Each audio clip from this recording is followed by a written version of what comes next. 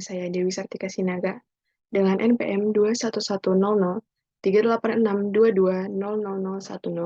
dari Prodi Pendidikan Kepercayaan Terhadap Tuhan Yang Maha Esa, Fakultas Bahasa dan Budaya, Universitas 17 Agustus 1945 Semarang. Adapun di sini saya akan menjelaskan sedikit mengenai evaluasi pembelajaran dalam perspektif kurikulum 2013 guna memenuhi ujian akhir semester mata kuliah evaluasi pembelajaran yang diampu oleh Pak Sony Junaidi.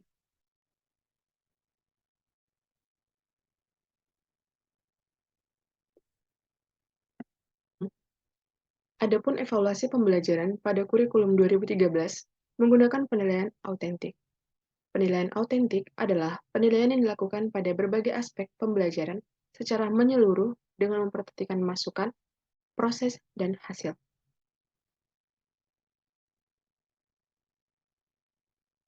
Adapun kita mulai membahas dari A. Pendekatan penilaian.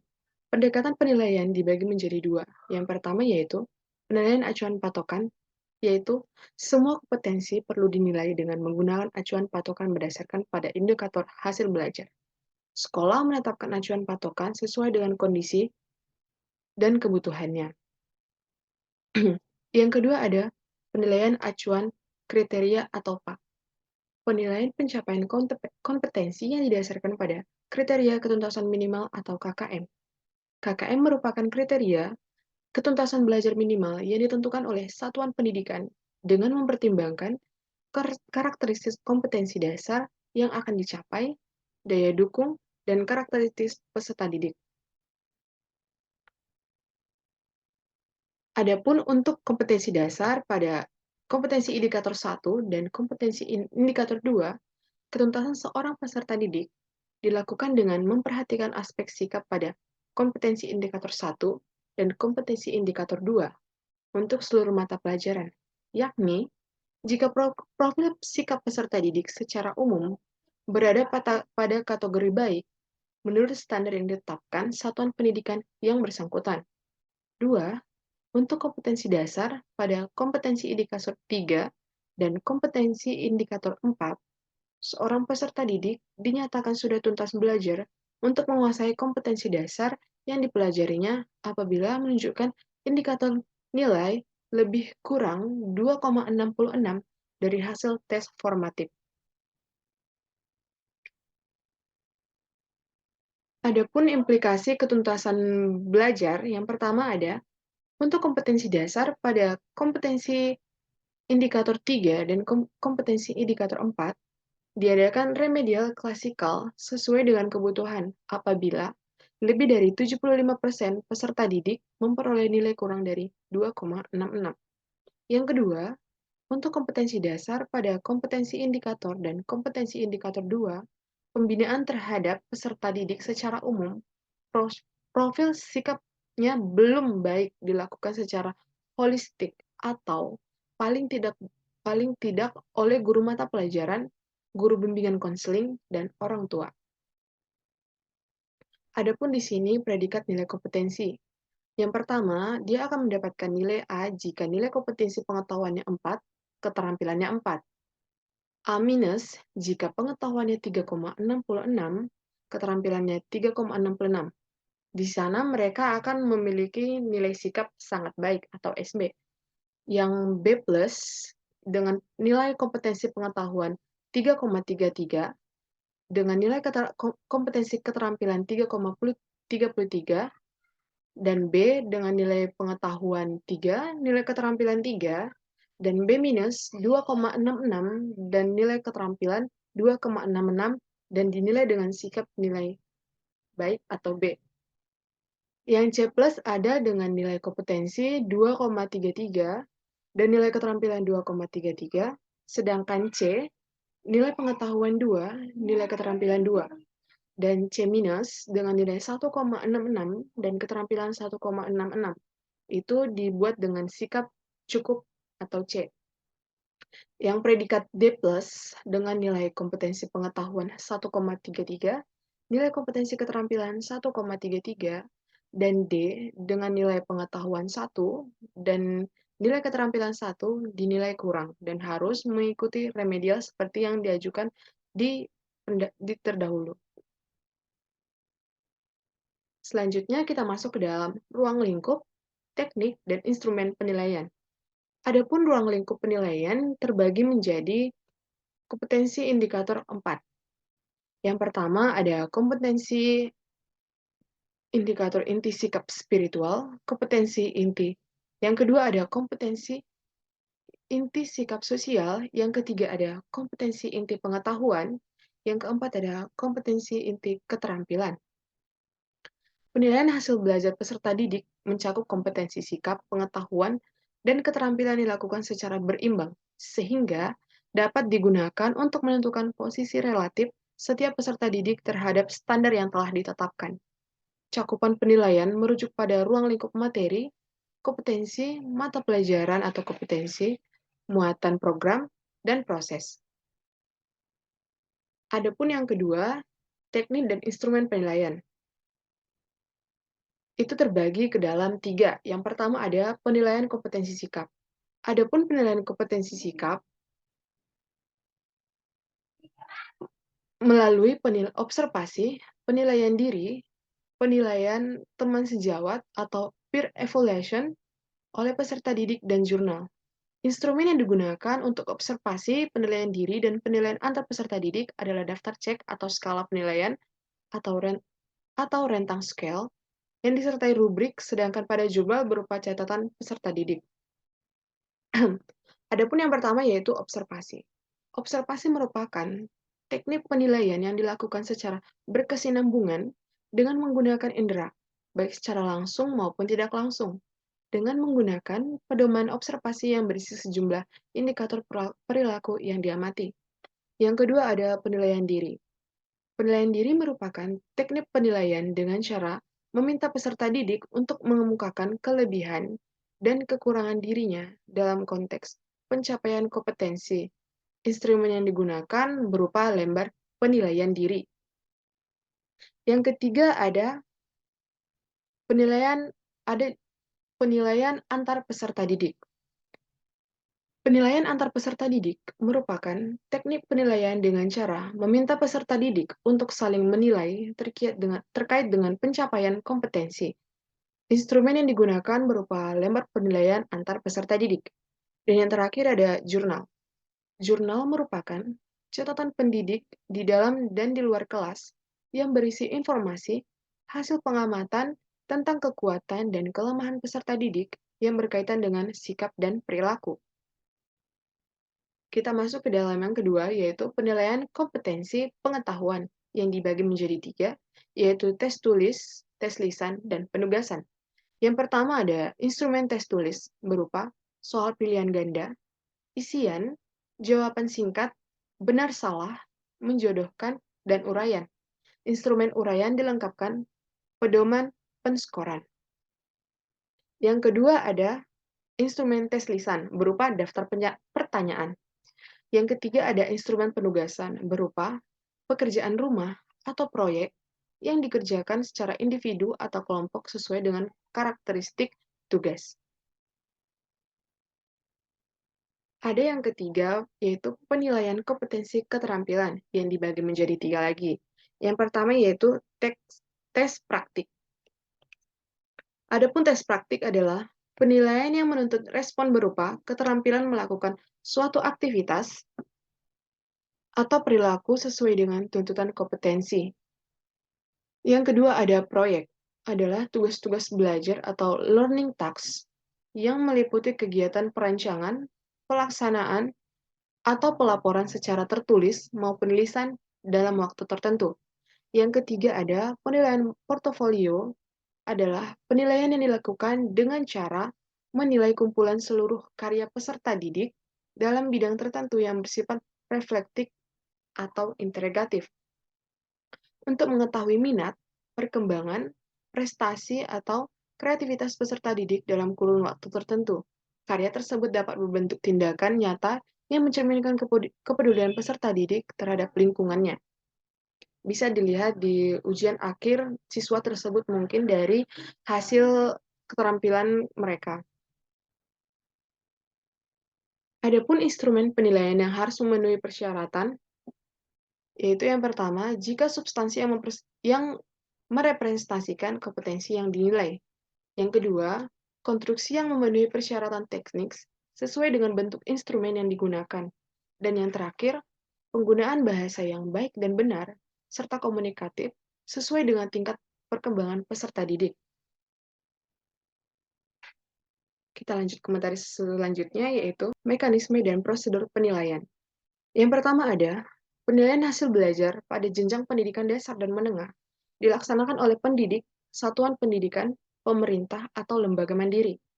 Yang kedua, penilaian hasil belajar dilakukan dalam penilaian bentuk otentik, penilaian diri, proyek, ulangan harian, ulangan tengah semester, ulangan akhir semester, ujian tingkat kompetensi, ujian mutu tingkat kompetensi, ujian sekolah, dan ujian nasional. Adapun penilaian otentik dilakukan oleh guru secara berkelanjutan. Penilaian diri dilakukan oleh peserta didik untuk tiap kali sebelum ulangan harian. Yang ketiga, penilaian objek dilakukan oleh pendidik untuk tiap akhir bab atau tema pelajaran. Yang keempat, ada ulangan harian dilakukan oleh pendidik terintegrasi dengan proses pembelajaran dan bentuk ulangan dan penugasan. Yang kelima, ulangan tengah semester dan ulangan akhir semester dilakukan oleh pendidik di bawah koordinasi satuan pendidikan. Jika di tempat saya, itu dilakukan oleh langsung dari pusat, yaitu dari Medan. Yang keenam ada, ujian tingkat kompetensi dilakukan oleh satuan pendidikan pada akhir kelas 2 atau tingkat pertama, kelas 4 tingkat kedua, kelas 8 tingkat keempat, dan kelas 9 tingkat kelima, dengan menggunakan kisi-kisi yang disusun oleh pemerintah ujian tingkat kompetensi pada akhir kelas 6 atau tingkat 3, kelas 9 tingkat 4A, dan kelas 12 tingkat 6, yang dilakukan melalui sistem ujian nasional. Yang ketujuh ada ujian mutu tingkat kompetensi, dilakukan dengan metode survei oleh pemerintah pada akhir kelas 2, tingkat 1, kelas 4 tingkat 2, dan kelas 8 tingkat 4, dan kelas 11 tingkat 5. Ujian sekolah dilakukan oleh satuan pendidikan sesuai dengan peraturan perundang-undangan. Sedangkan ujian nasional dilakukan oleh pemerintah sesuai dengan peraturan perundang-undangan juga. Kita lanjut ke yang ketiga, yaitu perencanaan ulangan harian dan pemberian proyek oleh pendidik sesuai dengan silabus dan dijabarkan dalam pelaksanaan pembelajaran atau RPP. Yang keempat, kegiatan ujian sekolah atau madrasah dilakukan dengan langkah-langkah. Yang pertama yaitu menyusun kisi-kisi ujian. Yang kedua ada mengembangkan, yang terdiri dari bisa itu mulai dari menulis, menelaah, dan merevisi instrumen yang akan dibuat. Yang ketiga ada melaksanakan ujian. Yang keempat, mengelola yaitu menyekor dan menilai serta menentukan kelulusan peserta didik. Yang terakhir melaporkan dan memanfaatkan hasil penelitian. Yang kelima ada ujian nasional dilaksanakan sesuai dengan langkah-langkah yang diatur dalam prosedur operasi standar atau POS. Yang keenam, hasil ulangan harian diinformasikan kepada peserta didik sebelum diadakan ulangan harian berikutnya. Peserta didik yang belum mencapai kriteria ketuntasan minimal tadi harus mengikuti pembelajaran remedial. Yang ketujuh, hasil penilaian oleh pendidik dan satuan pendidikan dilaporkan dalam bentuk nilai dan deskripsi pencapaian kompetensi kepada orang tua dan pemerintah itu sendiri. Kita masuk ke dalam pembahasan yang keempat, yakni pelaksanaan dan pelaporan. Adapun pelaksanaan dan pelaporan dibagi ke dalam 3 bagian. Yang pertama yakni pelaksanaan dan pelaporan, penilaian oleh pendidik, penilaian pendidik. Penilaian hasil belajar oleh pendidik yang dilakukan secara berkesinambungan bertujuan untuk memantau proses dan kemajuan belajar peserta didik, serta meningkatkan efektivitas pembelajaran. Adapun penilaian hasil belajar oleh pendidik memperhatikan hal-hal sebagai berikut. Yang pertama ada proses penilaian, diawali dengan mengkaji silabus sebagai acuan dalam membuat rancangan dan kriteria penilaian pada awal semester. Setelah menetapkan kriteria penilaian, pendidik memilih teknik penilaian sesuai dengan indikator dan mengembangkan instrumen serta pedoman penyekoran sesuai dengan teknik penilaian yang dipilih. Selanjutnya ada Pelaksanaan penilaian dalam proses pembelajaran diawali dengan penelusuran dan diakhiri dengan tes atau non-tes. Penelusuran dilakukan dengan menggunakan teknik bertanya atau mengeksplorasi pengalaman belajar sesuai dengan kondisi dan tingkat kemampuan peserta didik. Dan selanjutnya, penilaian pada pembelajaran tematik atau terpadu dilakukan dengan mengacu pada indikator dari kompetensi peserta didik setiap mata pelajaran yang diintegrasikan dalam tema tersebut. Selanjutnya, hasil penilaian oleh pendidik dianalisis lebih lanjut untuk mengetahui kemajuan dan kesulitan belajar. Dikembalikan kepada peserta didik disertai balikan atau feedback berupa komentar yang mendidik yang dilaporkan kepada pihak terkait dan memanfaatkan perbaikan pembelajaran. Yang selanjutnya, laporan hasil penilaian oleh pendidik berbentuk yang pertama, nilai atau deskripsi pencapaian kompetensi untuk hasil penilaian kompetensi pengetahuan dan keterampilan penilaian hasil pembelajaran tematik atau terpadu. Yang kedua, deskripsi sikap untuk hasil penilaian kompetensi sikap spiritual dan sikap sosial. Yang selanjutnya, laporan hasil penilaian oleh pendidik disampaikan kepada kepala sekolah atau madrasah dan pihak lain yang terkait, misalkan wali kelas, guru bimbingan konseling, orang tua maupun wali, serta wali pada periode yang ditentukan. Selain yang terakhir dalam pelaksanaan pelaporan yang pertama, penilaian kompetensi sikap spiritual dan sosial dilakukan oleh semua pendidik selama 1 semester. Hasilnya diakumulasi dan dinyatakan dalam bentuk deskripsi kompetensi oleh wali kelas atau guru kelas. Kita masuk ke dalam penilaian yang kedua, yakni pelaksanaan pelaporan penilaian oleh satuan pendidikan. Adapun penilaian hasil belajar oleh satuan pendidikan dilakukan untuk menilai pencapaian kompetensi lulusan peserta didik yang meliputi kegiatan sebagai berikut. Yang pertama, menentukan kriteria minimal pencapaian tingkat kompetensi dengan mengacu pada indikator kompetensi dasar tiap mata pelajaran. Yang kedua, mengordinasi ulangan harian, ulangan tengah semester, ulangan akhir semester, dan ujian akhir sekolah. Yang ketiga ada menyelenggarakan ujian sekolah atau madrasah dan menentukan kelulusan peserta didik dari ujian sekolah madrasah sesuai dengan pos ujian akhir sekolah. Yang keempat ada menentukan kriteria kenaikan kelas. Yang kelima, melaporkan hasil pencapaian kompetensi atau tingkat kompetensi kepada orang tua, wali, peserta didik dalam berbentuk buku rapor. Yang ketujuh ada melaporkan pencapaian hasil belajar tingkat satuan pendidikan kepada Dinas Pendidikan Kabupaten Kota dan instansi lain yang terkait. Selanjutnya, melaporkan hasil ujian tingkat kompetensi kepada orang tua atau wali peserta didik dan Dinas Pendidikan. Yang terakhir, menentukan kelulusan peserta didik dan satuan pendidikan melalui rapat dewan pendidik sesuai dengan kriteria. Jadi di sini itu memiliki kriteria lagi yang terbagi menjadi 3. Yang pertama, menyelesaikan seluruh program pembelajaran. Yang kedua, mencapai tingkat kompetensi yang dipersyaratkan dengan kompetensi sikap atau spiritual dan sosial, termasuk kategori baik dan kompetensi pengetahuan dan keterampilan sama dengan kriteria ketuntasan minimal yang telah ditetapkan. Yang ketiga, lulus ujian akhir sekolah, madrasah, dan lulus ujian nasional. Selanjutnya, menerbitkan surat hasil ujian nasional atau SHUN setiap peserta didik bagi satuan pendidikan penyelenggara ujian nasional. Dan yang terakhir, menerbitkan ijazah setiap peserta didik yang lulus dari satuan pendidikan bagi satuan pendidikan yang telah terakreditasi. Dan adapun pelaksanaan pelaporan penilaian yang terakhir yaitu pelaksanaan dan pelaporan penilaian oleh pemerintah. Adapun penilaian hasil belajar oleh pemerintah tersebut dilakukan melalui ujian nasional dan ujian mutu tingkat kompetensi dengan memperhatikan hal-hal sebagai berikut. Yang pertama, ada ujian nasional. Di dalam ujian nasional, penilaian hasil belajar merupakan suatu sistem yang menjamin mutu dan keberhasilan soal serta pelaksanaan yang aman, jujur, dan adil. Yang kedua, hasil ujian nasional digunakan untuk, yang pertama, salah satu syarat kelulusan peserta didik dari satuan pendidikan. Yang kedua, salah satu pertimbangan dalam seleksi masuk ke jenjang pendidikan berikutnya. Contohnya, dari SD ke SMP kita harus memiliki ijazah SD agar diterima di sekolah menengah di jenjang selanjutnya seperti sekolah menengah pertama. Yang ketiga ada pemetaan mutu, dan yang terakhir pembinaan dan pemberian bantuan untuk peningkatan mutu.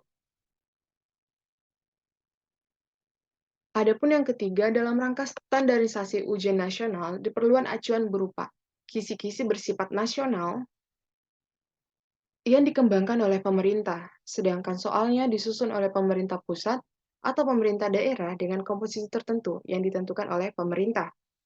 Yang keempat ada salah satu penentu kelulusan peserta didik dari satuan pendidikan. Kriteria kelulusan UN ditetapkan setiap tahun oleh pemerintah. Yang kelima, dalam rangka penggunaan hasil ujian nasional untuk pemetaan mutu program atau satuan pendidikan, pemerintah menganalisis dan membuat peta daya serap ujian nasional dan menyampaikan hasilnya kepada pihak yang berkepentingan seperti siswa, sekolah itu sendiri, orang tua, ataupun wali.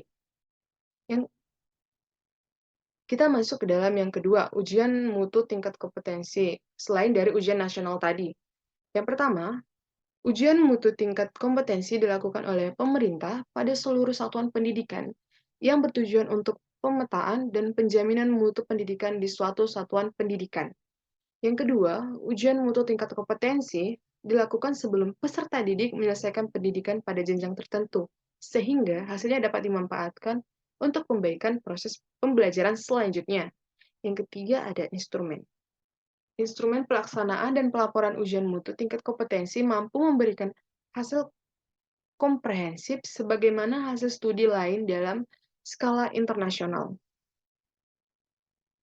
Baiklah, itulah pembahasan dari pelaksanaan dan pelaporan penilaian. Kita lanjut ke materi selanjutnya, yakni karakteristik penilaian yang terbagi ke dalam 5, yaitu belajar tuntas, autentik, berkesinambungan, berdasarkan acuan kriteria, menggunakan teknik penilaian yang bervariasi. Kita masuk ke dalam materi yang pertama, yaitu kita masuk ke dalam karakteristik penilaian yang pertama, yaitu belajar tuntas.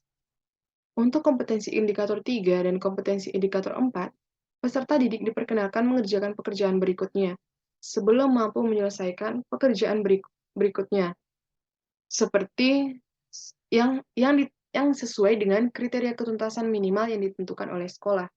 Yang kedua, autentik. Adapun yang autentik di sini yang pertama, memandang penilaian dan pembelajaran secara terpadu. Yang kedua, mencerminkan masalah dunia nyata, bukan dunia sekolah. Yang ketiga, menggunakan berbagai cara dan kriteria holistik atau kompetensi utuh, merefleksikan pengetahuan, keterampilan, dan sikap. Yang ketiga ada berkesinambungan. Adapun tujuan karakteristik penilaian dilakukan secara berkesinambungan yaitu untuk mendapatkan gambaran yang utuh mengenai perkembangan hasil belajar peserta didik, memantau proses kemajuan, dan perbaikan hasil terus-menerus dalam bentuk penilaian proses dan berbagai jenis ulangan secara berkelanjutan, baik itu ulangan harian, ulangan tengah semester, ulangan akhir semester, ataupun ulangan kenaikan kelas. Yang keempat ada berdasarkan acuan kriteria. Kemampuan peserta didik tidak dibandingkan terhadap kelompoknya, tetapi dibandingkan terhadap kriteria yang ditetapkan, misalnya ketuntasan minimal yang ditetapkan oleh satuan pendidikan masing-masing dari pemerintah pusat. Yang kelima, menggunakan teknik penilaian yang bervariasi. Teknik penilaian dipilih dapat berupa tertulis, lisan, produk, portofolio, unjuk kerja, proyek, pengamatan, dan penilaian diri. Kita lanjut ke materi selanjutnya, implementasi pembelajaran dalam kurikulum 2013 di tingkat SD, SMP, SMA, atau SMK.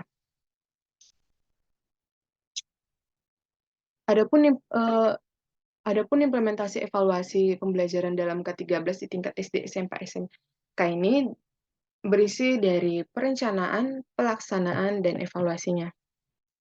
Seperti kasus yang saya ketahui, di suatu daerah tertentu, di kabupaten atau kota, langkah untuk mempersiapkan sumber daya manusia dilakukan dengan sosialisasi atau pelatihan. Diklat bisa diberikan melalui diklat implementasi kurikulum 2013. merupakan langkah awal yang sangat penting untuk mempercepatkan pemahaman dan keterampilan dan kesinambungan pengimplementasian kurikulum tersebut. Untuk memelihara dan meningkatkan kesinambungan pemahaman dan implementasi kurikulum dari 13 di masing-masing satuan pendidikan, diprogramkan kegiatan pendampingan untuk para guru dan kepala guru inti, pengawas, dan kepala sekolah. Pelatihan yang bersifat massal dilakukan dengan melibatkan nama guru, semua guru, kelas, dan guru mata pelajaran dari tingkat SD, SMP, SMA, maupun SMK. Sejak persiapan implementasi kurikulum 2013, semua kabupaten kota di provinsi tertentu telah melakukan pelatihan guru, kepala sekolah, pengawas, serta guru mata pelajaran. Pelatihan dilakukan secara berjenjang dan berkesinambungan. Pelatihan untuk implementasi kurikulum 2013 diselenggarakan oleh LPMP, Diknas, maupun sekolah secara mandiri, sehingga dalam waktu singkat, provinsi tersebut telah mampu menyelenggarakan pelatihan yang cukup signifikan. Berdasarkan data dari informasi LPMP, penyelenggaraan pelatihan di provinsi tersebut telah dilakukan secara berjenjang. Berdasarkan data yang diperoleh, baik yang digali melalui kuesioner maupun wawancara yang saya temui, pelatihan yang diikuti durasinya bervariasi antara 4 sampai 7 hari, bergantung pada penyelenggara. Persepsi guru terhadap pelatihan cukup bervariasi. Kesulitan hasil pelatihan mampu berubah paradigma guru terhadap perubahan, namun dirasakan sulit melakukan perubahan. Kesulitan tersebut diakibatkan kurangnya sumber belajar yang mampu mengembangkan kreativitas siswa belajar.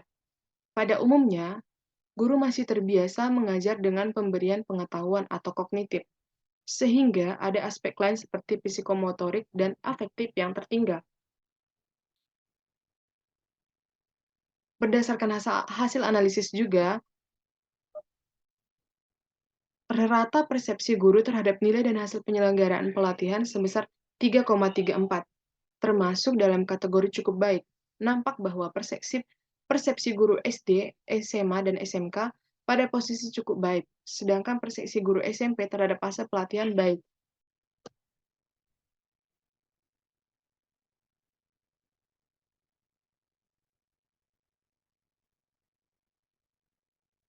Pada dikat sedikit.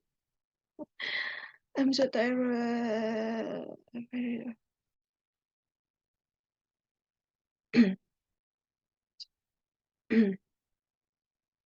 Hasil ini sekaligus dapat memotret kendala-kendala para instruktur melaksanakan tugasnya. Berdasarkan hasil analisis kuesioner kepala sekolah, penyelenggaraan pelatihan juga diliputi hasil yang belum optimal. Rata dari persepsi kepala sekolah telah pelatihan sebesar 3,29, termasuk dalam kategori cukup. Skor terendah dari hasil pelatihan guru dan kepala sekolah akan kuantitas materi yang kurang dapat memberi kompetensi yang cukup untuk melaksanakan kurikulum 2013 di sekolah. Namun, demikian para guru dan kepala sekolah dengan optimis melakukan pembelajaran berdasarkan kurikulum 2013. Berkaitan dengan penyelenggaraan pelatihan diselenggarakan oleh PMP maupun Dekdiknas, maka kendala dan hambatan yang dihadapi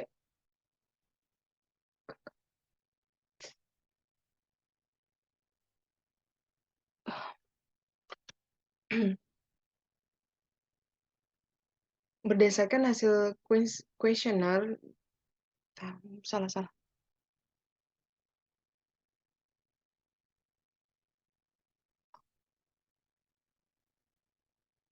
Udahlah sampai tadi ya.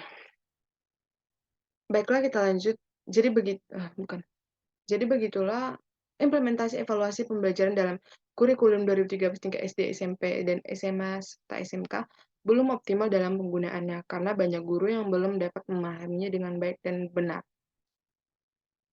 Kita lanjut ke dalam G. Kendala yang ditemui oleh guru dan peserta didik dalam implementasi evaluasi pembelajaran dalam kurikulum 2013. Saya mendapatkan 3 kendala. Yang pertama, hanya menekankan keaktifan dan aspek pengetahuan peserta didik. Yang kedua, penggunaan kurikulum 2013 yang begitu rumit. Yang ketiga, berfokus pada hasil pembelajaran saja. Dan berdasarkan dari artikel yang saya baca, ada pun beberapa pihak sekolah yang menemui kendala dalam pelaksanaan kurikulum 2013. Yang pertama, instruktur pelatihan kurang memuaskan karena belum menguasai 2013. Enggak, itu enggak ikut kayaknya. Udah sekian.